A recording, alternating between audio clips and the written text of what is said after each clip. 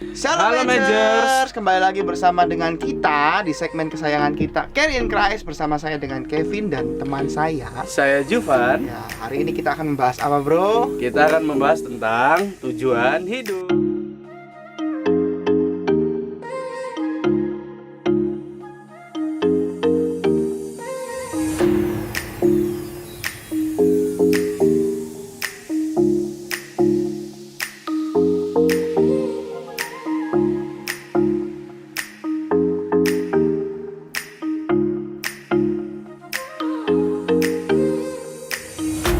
Hari ini kita kan bahas tentang yang namanya tujuan hidup. Nah, aku mungkin sebelumnya aku mau sharing dulu deh. Boleh. Aku Gimana? dari kecil itu kalau ditanyain tentang yang namanya tujuan hidup itu bingung kok. Oh. Kenapa kok bingung? Kayak nanti kedepannya kan aku nggak tahu kan bakal jadi seperti apa. Jadi aku kayak bingung. Aku harus jadi kayak orang yang kayak gimana Ya, sih? biasanya ini orang-orang kalau misalnya dari kecil, kamu cita-citamu jadi apa? Iya Kamu itu. pengen jadi apa? Aku mau jadi dokter apa? Nah, Dokter itu. nggak tahu, pokoknya dokter. Ya itu. Dulu SD ya, aku juga ikut-ikut sih. Cita-citamu Iya, apa? bisa jadi, Dokter. bisa jadi. Begitu SMP berubah lagi. Wah, Iya, jadi iya, dokter. betul. Kayaknya nggak Ngapain enak ya? deh. Nggak enak deh. Kayaknya Ganti lebih lagi. seru deh. Sampai akhirnya sampai sebelum waktu masuk kuliah itu aku sampai saat itu pun aku belum menemukan apa gitu loh tujuan hidupku. Ditanyain cita-citamu apa? Dan aku masih belum bisa jawab gitu loh. Tapi yang aku tahu tujuan hidup seseorang tuh dari orang-orang yang pernah bilang ke aku, ya kamu tujuan hidupmu itu ya kamu tuh harus jadi dampak buat orang lain, gitu aja sih kok. Kalau menurut kok gimana nih? Ya, kalau kita lihat sebenarnya dari segi Alkitab mungkin juga dikatakan begini ya. Kita baca ayat aja deh. Kita baca ayat aja. Jadi dalam Efesus pasal 2 ayat 10, teman-teman. Kita ini buatan Allah diciptakan dalam Kristus Yesus untuk melakukan perbuatan baik. Itu menunjukkan sebenarnya dalam kehidupan kita, kalau kita memiliki tujuan hidup yang ilahi sebenarnya, sesuatu yang sebenarnya bukan hanya untuk berfokus kepada diri kita sendiri, namun kepada orang-orang di luar sana yang belum mengenal Tuhan juga. Jadi kalau kita lihat, saya ingin jadi dokter, tujuannya apa untuk jadi dokter itu? Oh, saya mau jadi, ya pokoknya karena kelihatannya keren gitu. Kalau yang sekarang keren apa sih? Kayak YouTuber mungkin, atau influencer. Saya cita-citamu apa sekarang? Jadi orang sukses aja cukup. Tapi kebanyakan begitu kan? Iya sih. Tidak ada sesuatu yang spesifik yang orang-orang pikir, wah ini kan bakal mau jadi guru, tapi guru sekarang gajinya kecil. Apalagi dengan keadaan sekarang. Tujuan kita, hidup kita itu adalah untuk memuliakan Allah. Bagaimana dalam Efesus pasal 2 ayat 10, karena kita sudah diciptakan untuk perbuatan yang baik, diciptakan untuk melakukan sesuatu yang baik, yang tujuannya adalah sesuatu yang hal yang mulia, untuk kemuliaan nama Tuhan pastinya. Oh, jadi tujuan hidup kita itu berarti harus memuliakan nama Tuhan gitu ya, kok ya? Betul. Lah terus caranya gimana kok? Cara biar kita tuh bisa tahu kalau tujuan kita itu harus memuliakan Tuhan. Ya, gitu. pastinya kan begini teman-teman ya. Setiap orang pasti punya planning, benar nggak? Benar. Aku punya planning, Bro Juvan punya planning, Ya. kalian semua yang di rumah pasti punya planning, rencana ke depan. Ada tadi lihat di post-post di Instagram, andai kata besok corona sudah selesai hilang, apa yang mau kalian lakukan? Nah, itu pasti ada planning itu. Mau pergi ke pantai, mau kemana, terus mau keluar pakai apa ya, Yang bebas penting ya. keluar dari seperti itu. rumah lah ya. Setiap orang pasti punya planning. Tapi Iya. firman Tuhan katakan dalam dalam Amsal 19 ayat 21 katakan, banyaklah rancangan di hati manusia, tapi tujuan Tuhanlah yang terlaksana. Kita boleh punya planning, kita boleh punya keinginanku nanti ke depannya akan begini. Baik tujuannya, tapi percayalah bro, pasti Tuhan pasti tahu yang lebih baik, yang lebih baik untuk dirimu. Oke, gitu ya. Aku mau sharing dikit lagi deh kok. boleh. Ini aku dapat materiku waktu masuk kuliah dulu sih. Jadi dulu itu aku punya kakak pembimbing kan. Nah, kakak pembimbingku ini menyampaikan materi tentang yang namanya paradigma hidupku. Kayak sudut pandang kita gitu terhadap tujuan hidup kita gimana. Nah, kalau menurut kakak pembimbingku itu paradigma hidup itu dibagi menjadi 4 hal kok. Jadi ada yang namanya hidup adalah piknik. Terus yang kedua, hidup adalah perjudian. Yang ketiga, hidup adalah perjuangan. Dan yang keempat, hidup adalah karunia.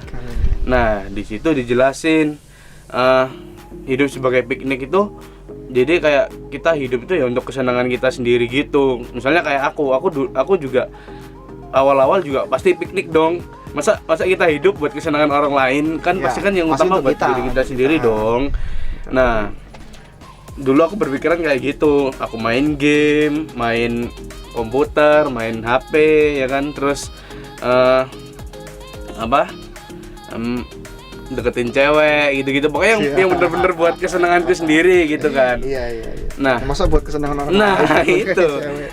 Nah, terus yang kedua itu kan ada misalnya hidup adalah perjudian. Nah, itu dijelasin kalau hidup kita itu misalnya kita mau ngelakuin apapun, nggak mau tahu gimana caranya itu, pokoknya kita bisa sukses, kita bisa menemukan tujuan hidup kita itu, Kayak menghalalkan segala cara untuk kesuksesan itu.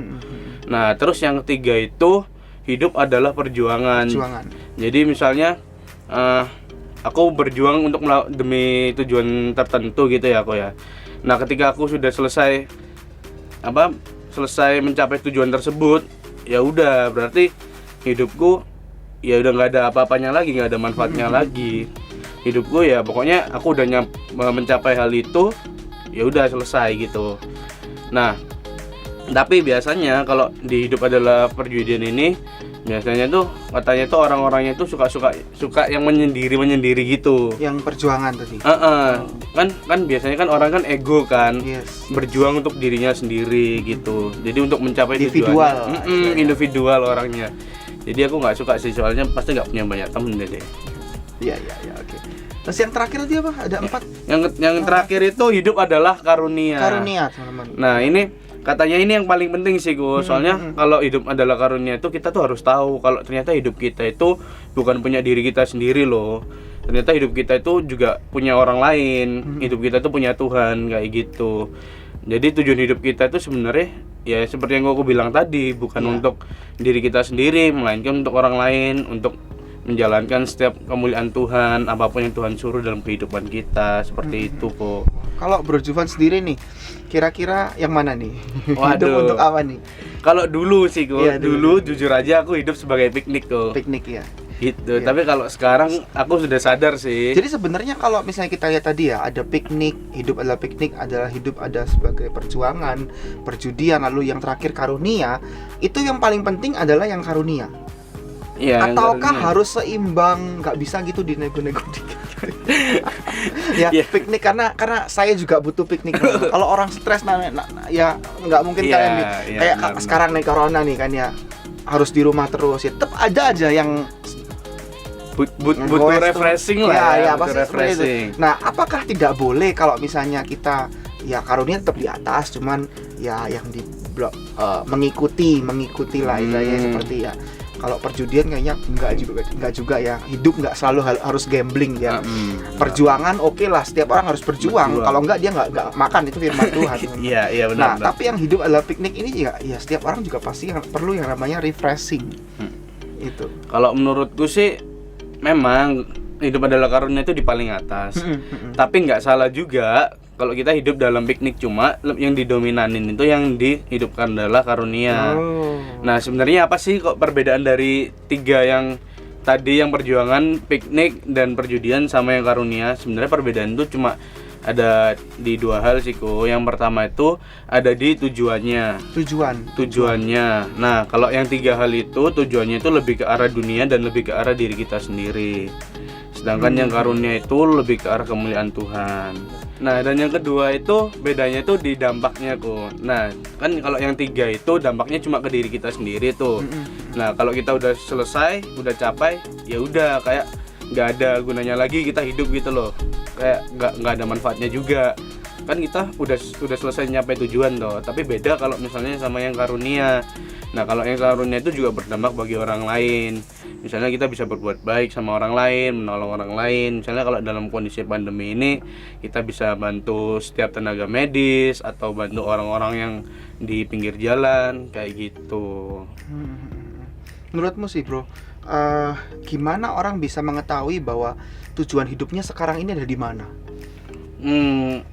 Itu sebenarnya introspeksi diri sendiri aja Iya, sih. oke. Sebenarnya kan dari paradigma itu bisa dilihat dari kebiasaan kita gimana, latar belakang kita juga bisa mempengaruhi, terus kayak lingkungan sekitar itu juga bisa mempengaruhi cara pandang kita. Kan nggak mungkin kan misalnya dari orang kaya memiliki cara pandangnya seperti ini sama dari orang miskin yang punya cara pandang seperti ini, pasti beda kayak gitu. Kalau untuk cara taunya ya lihat aja diri kita sendiri sekarang gimana, kebiasaan yang kita lakuin apa. Kadang-kadang kita membuat begini, oh kamu tujuan hidupmu begini, kamu kok kayaknya nggak ada tujuan hidup sekali sih, hidupmu cuma makan tidur. Itu terjadi padaku dulu, karena aku dulu sangat gemuk, teman. Waduh. Jadi orang tua aku selalu ngomong, terus kamu kalau sekolah telat segala macam beca aja, nggak ada tujuan hidup. Untuk apa kamu sekolah kayak gitu kalau nggak ada tujuannya gitu akhirnya. Tapi saya pikir merenung ya tetap jalan juga. Jadi apa ya? Jadi orang. Tetap jadi orang. Kan kebanyakan kalau orang tanya, kamu mau jadi apa ke depannya? Oh, jadi orang sukses biasa. Jadi orang yang berguna bagi nusa dan bangsa. Aduh. Ya ini kan kemerdekaan ya waktu lalu ya. Nah, tapi dalam pikiran kita, apakah kita selalu berpikir, duh, gimana kalau saya tidak bisa menjadi orang yang berguna bagi orang-orang di sekitar saya? Benar. Bagaimana kalau tujuan hidup saya sebenarnya saya sendiri nggak tahu tujuan saya mau kemana setelah saya SMP, SMA, SMK, ya lulus perguruan tinggi, kuliah dan sebagainya, kerja, menikah. Saya nggak punya planning itu ke depannya. Tapi saya tetap harus maju. Mau nggak mau kan begitu ya. Life must go on. Waktu jadi tetap berjalan gitu harus kan. jalan terus. Perut terus tetap makan. Ya kayak gitu ya. Tapi sebenarnya dalam pemikiran kita begini. Apa yang kita miliki, apa yang kita punya, pasti kita tidak ingin memberatkan orang lain. Benar. Nggak? Nah, itulah kenapa kita perlu tahu tujuan hidup kita. Bukan hanya sekedar kita hari Minggu pergi ke gereja, lalu siang Senin sampai Sabtu beraktivitas, sekolah, kerja seperti biasa, tapi kita harus tahu tujuan yang utama untuk apa kita ada di dunia ini. Dan dalam Yeremia pasal 29 ayat 11 katakan, Tuhan memiliki tujuan untuk semua orang. Dikatakan, sebab aku mengetahui rancangan-rancangan yang ada padaku mengenai kamu, yaitu rancangan damai sejahtera dan bukan rancangan kecelakaan. Amin. Jadi sebenarnya kita pun sudah dirancangkan sama Tuhan waktu kita masih bayi, waktu masih kita belum lahir. Jadi nanti kamu akan jadi seperti ini, kamu jadi seperti. Hanya kitanya saja yang kadang-kadang kita seperti kayak pesimis. Aduh, saya ini kira-kira berguna nggak ya bagi hidup saya ini, kok liburan tapi begitu disuruh kumpulin tugas telat. Bingung, pusing. Kayak gitu. Nah itu. Jadi sebenarnya dalam kehidupan kita ini ya ada pro dan kontra seperti itu. Cuman dari diri kita tadi introspeksi, apakah kita sudah mengetahui tujuan utama hidup kita, atau justru kita melupakan dan mengabaikan yang bagian-bagian yang lain ya, seperti itu. Oke. Aku mau sharing nih untuk penutup nih kesaksiannya. Oh ya, oke. Jadi gini, aku dulu orang yang suka gaming. Nggak tahu nih bro. Waduh, sama dong. Ya, jadi aku masuk SMK, sekolah menengah kejuruan, dan sekolah multimedia waktu itu. Multimedia pun juga ya belajarnya ya beda dengan yang sekarang ya. Kalau sekarang kan belajarnya tentang apa tadi? Yang internet address segala macam ya, coding gitu ya. Kalau aku dulu zamannya ya kayak Macromedia Flash player yang buat motion gerak-gerak itu, lalu Photoshop dan sebagainya seperti itu. Waktu itu sudah bisa itu aja udah dianggap jago. Waduh. 2012. Ya, udah dianggap jago. Jadi bisa begitu. Lalu kalau SMK nih kan ada namanya magang nih. Iya, magang. PKL, praktek kerja lapangan. Nah, PKL. Nah, waktu itu aku magang 3 bulan. Harusnya 3 bulan, jadinya 5 bulan. Loh, kok bisa? Jadi 2 bulan tambahan itu aku minta dari sekolah. Lucunya begini, ya, aku PKL harusnya 3 bulan, 2 minggu pertama, tahu lah kemana? Namanya gamer, ke warnet. Waduh, ini. Iya serius, benar, ke warnet dan main di sana. Waktunya berangkat jam 7 masuk kerja nih, masuk kerja PKL 7 berangkat, mau ke kiri tempat kerja, akhirnya ke kanan ke warnet. 1 hari 2 hari oke lah. Begitu 3 hari, hari keempat, hari kelima mau balik ke tempat kerja itu kayak aduh, males. Iya, bukan males, takut di mana. Kamu kemana aja? Kamu kok nggak masuk kerja? Kamu ini PKL, kamu ini praktek, kamu ini gitu. Akhirnya ya lanjut terus. 2 minggu, 3 minggu, sampai akhirnya 3 bulan. Kan sekolah tahu nih. Tahu. Ini dosa saya nih. Sekolah nih tahu kan kalau akunya praktek. Cuman kan akunya nggak pergi praktek, perginya ke warnet. 3 bulan, aduh gimana, bingung. Akhirnya tambah lagi, Pak, ini tempat praktek minta nambah lagi waktunya nih. Tuhan, jawab saya. Bisa gitu ya. Minta akhirnya dikasih 2 bulan, kasih 2 bulan, 5 bulan. 5 bulan dia bingung lagi. 5 bulan selesai bingung lagi, aduh gimana. Akhirnya mau nggak mau aku minta form keterangan dari sekolah itu untuk selesai praktek. Selesai, lalu diteken. Untungnya bukan bilang apa ya, puji Tuhan. Saya ini pinter apa ya, mengelabui. Wah, ya. Jadi itu surat itu ketik teman-teman ya, ketik, bukan untuk dicontoh ya. Diketik lalu ditanda tangan sendiri, bikin stempel, jedek, serahkan sekolah, lulus. Waduh. Mungkin waktu itu ya lepas ya, lolos ya. Intinya lulus dengan lolos beda dikit. Lulus. Iya, lolos Lolos. itu. Dan kalau ketahuan pun bisa DO itu, bisa dikeluarkan karena kan pemalsuan seperti itu. Tapi satu hal yang aku pelajari waktu itu adalah ketika aku lulus, apa yang aku dapatkan dari SMK ku? Nggak ada. Selain bolos itu. Dan itu yang selalu terngiang-ngiang dalam pikiranku, aduh aku lulus dengan cara lolos. Aku lulus dengan cara yang tidak benar. Aku lulus dengan cara yang tidak baik. Dan itu yang terjadi. Nah, cerita waktu itu mamaku bilang begini. Ya, namanya butuh apa ya? Pergi ke warnet pasti kan butuh yang namanya uang. Aku bilangnya izinnya butuh untuk praktek. Uang praktek. Mamaku bilang gini. Kamu kok kerja bukannya malah digaji, malah ngeluarin uang. Nah, pikir iya ya, tujuan waktu itu masih pikir belum ada pikiran untuk sekolah Alkitab nih, tapi masih pikiran pokoknya mau kerja gitu. Dan akhirnya aku dari waktu itu kan kelas 2 tuh, SMK kelas 2. Nah, masuk kelas 3 aku mulai mikir gini. Iya, kalau kelas 3 aku lulus, di kelas 2 justru yang untuk praktek magangnya, kerjanya aku malah nggak tekuni, tapi di 3-nya aku mau kebut. Aku mau serius, mau sungguh-sungguh, dan aku mulai melihat tujuan hidupku di situ. Aku mulai lupakan yang seneng-seneng itu, yang namanya game-game online tuh. Pernah sempat diajak juga main yang game-game ya itu ya. Dan ada rasa takut dan ada rasa kangen, rindu. Ada kangen sendiri loh teman-teman. Pasti. Namanya pergi ke warnet lalu bau warnet itu. Bau teman-teman yang gamers pasti tahu ya seperti itu ya. Tapi itu yang terjadi dalam hidupku, dan aku temukan jalan hidupku, tujuan hidupku adalah ya nggak semua orang sepertiku ya. Kadang-kadang ada orang yang harus dipecut dulu baru dia temukan jalan hidupnya. Tapi ada juga orang yang dari merenung dalam kehidupannya dia temu, oh ya ternyata jalan hidupku seperti ini. Dan itu yang terjadi, teman. Bagaimana dengan jalan hidupmu, tujuan hidupmu? Apakah kamu sudah menemukan tujuan hidupmu hari ini, atau justru teman-teman di rumah malah masih bingung, apa sih aku ini sekolah, apa kesalahan masuk pariwisata, masih gambling ya, gitu ya. Itu ya, masih bingung mau kemana, kok kayaknya hidupku ini enak-enak terus, aku mau kemana, nggak ada struggle-nya dan sebagainya. Manusiawi lah ya kalau kayak gitu. Betul. Cuma kita tetap harus mikirin ke depannya tuh bakal kayak gimana, kayak gitu teman-teman. Ya. Oke, jadi kesimpulan podcast kita pada hari ini, jangan sampai hidup kita itu berfokus pada diri kita sendiri, tapi fokuslah juga pada hidupnya orang lain. Karena kita hidup itu tidak sendiri, kita butuh orang lain, dan tujuan hidup kita itu harus menjadi dampak bagi orang lain, seperti itu. Intinya kita tahu apa tujuan hidup kita dulu, baru kita bisa tolong orang lain. Gitu. Oke, jadi apa tujuan hidup kalian saat ini? Coba pikirkan baik-baik, karena setiap pilihan kalian itulah yang akan menjadi masa depan kalian. Ya, oke, berarti sampai sini dulu ya teman-teman podcast kita hari ini. Oke.